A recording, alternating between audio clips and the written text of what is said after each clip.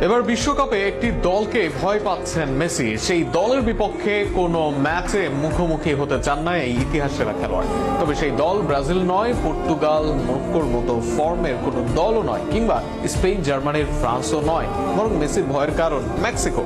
কিন্তু কেন? প্রশ্নের উত্তর ও মেসির বক্তব্য নিয়ে থাকছে প্রতিবেদন।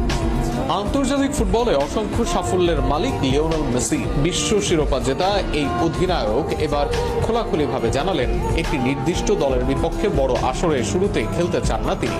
সেই দলটি হলো মেক্সিকো জাতীয় ফুটবল দল। সাবেক সতীর্থ ও বর্তমানে টিগ্রেস UANL এর গোলরক্ষক নাহুয়েল গুজম্যান এর সঙ্গে এক আলাপে মেসি ফিরে যান কাতারে অনুষ্ঠিত 2022 ফিফা বিশ্বকাপের স্মৃতিতে। সেই আসরে গ্রুপ পর্বে মেক্সিকোর বিপক্ষে ম্যাচটি ছিল আর্জেন্টিনার জন্য টিকে থাকার লড়াই। প্রথম ম্যাচে অপ্রত্যাশিত হারের পর আরেকটি পরাজয় মানেই বিদায় নিশ্চিত ছিল। সেই